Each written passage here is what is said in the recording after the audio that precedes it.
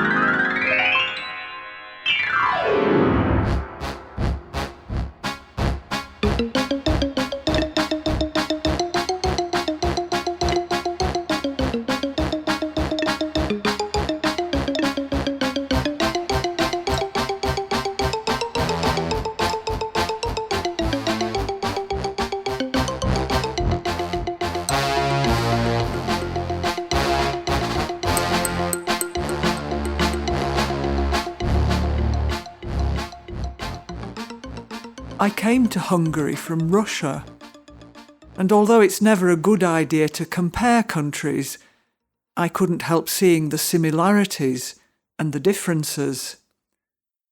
Shortly after I arrived, Vladimir Putin visited Hungary and held a press conference with Viktor Orbán. This was back in 2016. I queued for 2 hours in the snow to get into the Parliament building and see these two men of small stature but immense power. Only 2 reporters, one each from Hungary and Russia, were allowed to ask questions, but just watching was enough to tell me that Prime Minister Orbán operated rather like President Putin. Both were big daddies who limited the political options for their people. Mr. Orbán was proud to call Hungary an illiberal democracy. And yet, Hungary was at the heart of Europe, a member of the EU. There was surely more freedom and resistance to authoritarianism here than in Russia, which seemed to be marching merrily back to the USSR.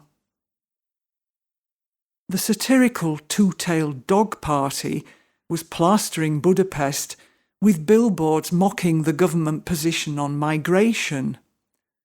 They asked sarcastic questions. Tuta, did you know? Did you know migrants were overrunning the country? And Liberals put up posters with a message in English. Sorry about our Prime Minister. You could hardly imagine that kind of cheekiness being tolerated in Russia.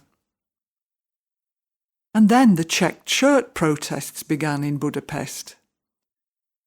A politician from the ruling Fidesz party had dropped a clanger by calling the nation's teachers a bunch of dishevelled and unshaven types in checked shirts. Before he knew it, the checked shirt had come to symbolise a movement that went beyond protesting the rot in education and challenged the government on other fronts, including corruption and the poor state of the health service. On the 15th of March, Hungary's National Day, commemorating the 1848 revolution against Habsburg rule, tens of thousands of teachers and other citizens marched from Hero Square to Parliament. Of course, I had to walk with them. It was pouring with rain, so most of the checked shirts were hidden under raincoats. But the teachers were wearing checked scarves or carrying checked umbrellas to make their point. I got talking with one teacher called Monica. The checked shirt insult to our profession was too much, she said. So teachers and students started wearing checked shirts to class. Monica worked in a state school. She didn't want to give her surname, for fear of being sacked. The teachers were complaining about centralisation and bureaucracy, which they said was worse than under communism. Students had to waste their time with new lessons in morality and folklore, and lack of funding was acute. In particular, the teachers objected to a meddling supervisory body whose name in Hungarian formed the acronym CLICK. Head teachers can't even order chalk or a light bulb without having it approved by the mighty CLICK, said another teacher called Zoltan. He had left the state sector and gone into private teaching, where he hoped there might be more freedom. The protest leader was a young headmaster called István Pukli. He was head of Budapest's prestigious Teleki Blanka Gymnasium. He had suffered a smear campaign and been bullied by bureaucrats, demanding he produce unfeasible amounts of paperwork, after he spoke out about the dire state of Hungarian schools. I went to see him. "The whole system is disastrous," he said. "It's not conducive to developing modern skills that meet the requirements of the 21st century." So, did he see himself as an opposition leader? He sighed heavily. "I just wanted to give teachers back their sense of dignity," he said. "Before all this started, I never wore a checked shirt in my life." Viktor Orbán ignored the teachers completely, and in the end the checked shirt protests fizzled out. Mr. Orbán went on to harden his policies. He built a fence on Hungary's southern border to keep migrants out. He antagonised the EU and further cozied up to Moscow. Shortly after the checked shirt demos, I got a job working with refugees.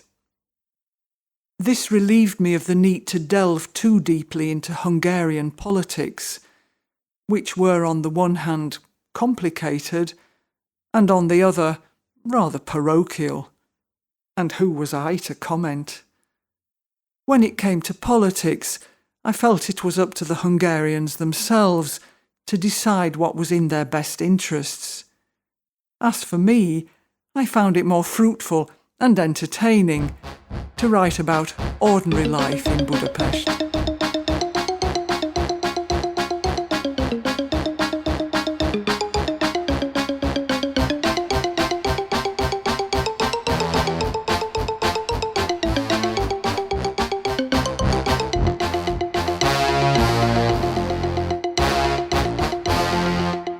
This train terminates here.